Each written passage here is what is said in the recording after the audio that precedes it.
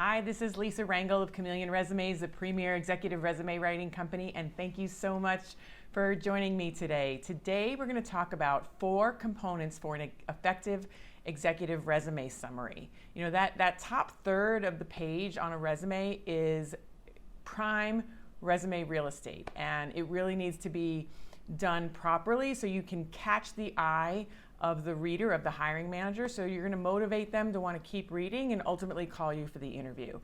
You've heard about studies through Harvard Business Review and other sources that talk about 6 seconds that recruiters spend on a resume or 15 seconds that recruiters spend reading a resume. And where that comes from is that initial glance.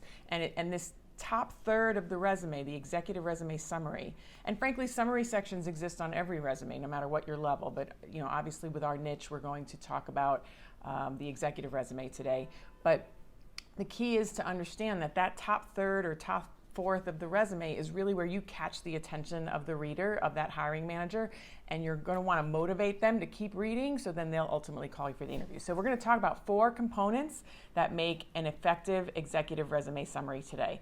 First, you want to start off right under your name. You want to have the title of the job that you're going for. And this will make it really easy for the hiring manager then to know what you want. And then it subliminally sets the context in which your resume is now going to be read. And so all the information that the reader is digesting underneath that title is going to be under the context of you wanting to apply for that particular job that you have titled at the top. So it just makes it really easy for a recruiter or a hiring manager who's seeing, resume after resume. You're going to start to make it easier for them. And when things are easy for them to figure out, they want to keep reading. The second component you want to include in an effective executive resume summary are keywords that a recruiter is going to use to find someone like you. And you also want to factor, you can use the job description of the job that you're targeting to give you some guide as to what type of keywords you should include in that top part of your resume, that executive resume summary. This way, if the keywords are in your summary and they're also in the job description that the hiring manager is using to attract candidates, there's some synchronicity there. And subliminally, they're going to see the words that they need, and they're going to think that you have what they want based on first impression. Again, that 6 to 15 second assessment that they're doing. And they're going to keep reading. The third component of an effective executive resume summary is you want to make sure that you tie your qualifications to what the employer needs. And you, again, use the job description as a guide as to what the employer wants to see in a particular candidate based on the role that they're recruiting for. Now, this is actually an area where a lot of people make a big mistake because they just simply list what they're great at. And without taking the time to find out if it's relevant to the employer to which they're applying to, that's where the miss can happen, or that's where sometimes that disconnect can happen. So make sure you're looking at the employer's requirements and that what you're listing in that top section of that executive resume summary is what is going to be of interest and going to be relevant to the employer.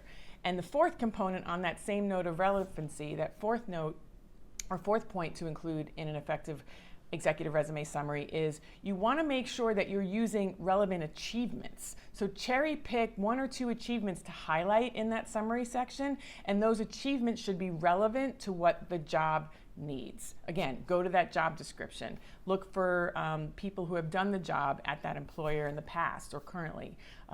Look for the profile of the company and do some research there. So you need to look at what your audience is. Your audience being the person or the company that's going to hire you. So you want to make sure you're crafting your profile not only to honor what you do and honor what you want to do, but you need to make sure you're framing it in the context of what that employer is going to want in a new hire.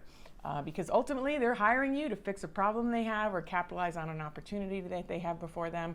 And if you don't address that issue, if you don't present relevant achievements that show that you have what they need, they're going to pass and go on to the next resume to see if that other person or that other candidate has what they need. So If you want to learn more about how to write your executive resume summary and how to write a resume in general for executive roles, I want you to scroll down to the bottom there underneath this video and register for my next resume writing session. It is no cost, and this way you can really learn how to craft the resume that you need for the six-figure job in this climate. Again, this is Lisa Rangel, Chameleon Resumes. I thank you so much for joining me today. If you liked the video, I'm going to ask you to like it. If you think someone can benefit from this information, I'm going to ask you to share it. Make sure you subscribe to the channel so you don't miss next week's video. And if you have a question or a comment, put it down below in the comment section. I read and reply to every comment. And also you can email me at lr@chameleonresumes.com, and I read and reply to every email. So make it a fabulous day, and thank you so much for joining me today. Take good care.